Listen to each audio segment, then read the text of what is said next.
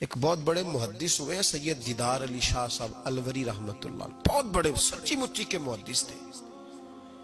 और सैयदजादे मौलाना फजलुर रहमान गंज मुरादाबादी रहमतुल्लाह अलैह सिलसिला नक्शबंदिया के इमाम सूफी हुए, उनके मुरीद थे, खुद भी आलिम थे, दो बेटे आलिम थे। उनके बेटे आजम पाकिस्तान हुए सैयद अबुल बरकात शाह रहमतुल्लाह अलैह, वो खलीफा थे आला हज़रत के। बड़े लोगों में उनका नाम था। सैयद दीदार अली शाह साहब रहमतुल्लाह अलैह के दोस्त थे सैयद नईमुद्दीन मुरादाबादी, वो मुरादाबाद में रहते थे। सैयद नईमुद्दीन मुरादाबादी भी आला हज़रत के खलीफा हुए।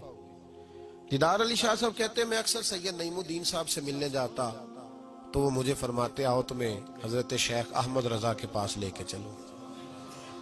तो इनकी उम्र भी कुछ आला हजरत से बाद लोग बताते हैं कि ज्यादा थी सैयद दीदार शाह साहब की। सैयद भी थे, मुहद्दिस भी थे, उम्र भी ज्यादा थी। कहने लगे मैं क्यों जाऊं, मैं किसी मौलाना के पास क्यों जाऊं, ये मुश्किल होता है ना, मैं क्यों जाऊं। 2 4 5 दफा उन्होंने कहा, कहने लगे मैंने नहीं जाना। कहते एक दिन मैं अलवर से मिलने गया उनको मुरादाबाद, तो वो बक्सा वगैरह बांध के तैयार बैठे थे। मैंने कहा कहाँ जा रहे हो, कहने लगे मैं बरेली शरीफ जा रहा हूँ।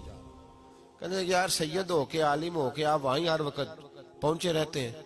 कहने लगे यार एक मेहरबानी कर, आज चल तो सही मेरे साथ, तू अजय मेरा महबूब नहीं डिठा, तू अजय तू डिठा ही नहीं तो तेनू की पता हो भाई, तू डिठा ही नहीं, तू अजय मेरा महबूब नहीं डिठा, जिन्हों वेख के चंद शर्मावे, जे रखे हथ नाल फुल्लां ते हथ फुल्लां दा मान वधावे, अद्धी राती चंद चढ़ जांदे जदों जलवा फरमावे। का चल तो सही यार।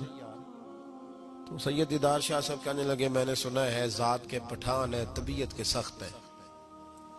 कहने लगे यार चल तो सही, जात के पठान है, तबीयत के। कहते दोनों के दरमियान बात हुई, पर सैयद साहब ने मुझे तैयार कर ही लिया, मैं बरेली शरीफ चला गया।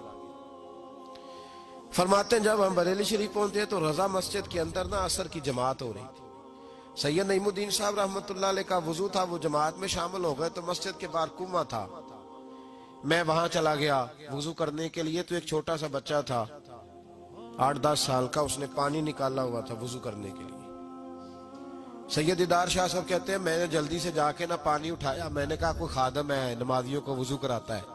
मैंने पानी उठाया तो बच्चा कहने लगा बाबा जी इजाजत तो ले लो पहले। तो मैं चुप कर गया।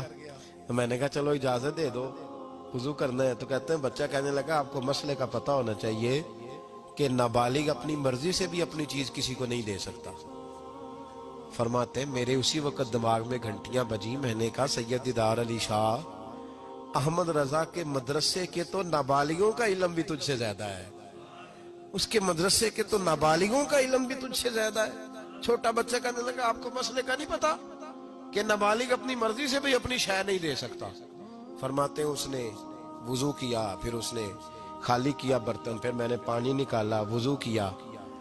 अब सैयद साहब तो मिल गए थे एक रकत में, मैं था या सैयद साहब थे जब हमारी बात हुई थी।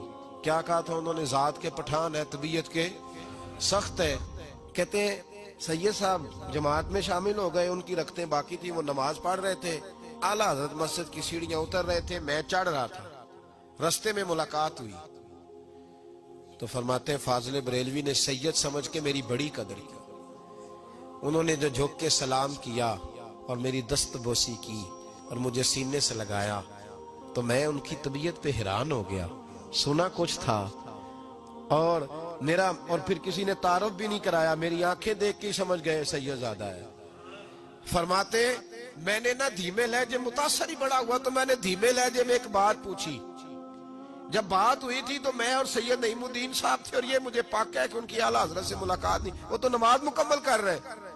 फरमाते मैंने पूछा आला हजरत से हुजूर तबीयत कैसी है, तो मुस्कुरा के फरमाने लगे तबीयत का क्या बताऊं, जात का पठान हूं, तबीयत जरा सख्ती है।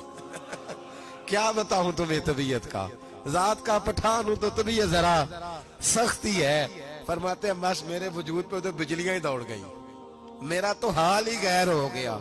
हाल यौलिया क्या है, जवासीसुल कुलूब। ओ भाई ये तो दिलों के जासूस होते, इन्हें तो खबर होती है पहले से, पता होता है। फरमाने लगे बस जात का चूंकि पठान तो तबीयत जरा सख्ती है। फरमाते मैं नमाज पढ़ के लौटा, उनकी खिदमत में बैठे, मैं तो उन्हीं का हो गया, मुझे तो खरीद लिया। तेरी पहली नजर का वार तौबा, दिल अब तक दुआएं दे रहा है। कहते हैं बस मैं तो उन्हीं का होकर रह गया, अब हाल बड़ा मुनफरद हो गया। कहते हैं जाने का वक्त आया तो सैयद नईमुद्दीन साहब फरमाने लगे चले। मैंने कहा आप जाए, मैं तो इधर ही रहूंगा। आला हज़रत रहमतुल्लाह अलैह बसीरत की रोशनी, तकवे की, और सारी जिंदगी दस कह दिया रसूलुल्लाह से प्यार करो, नबी पाक से सारी।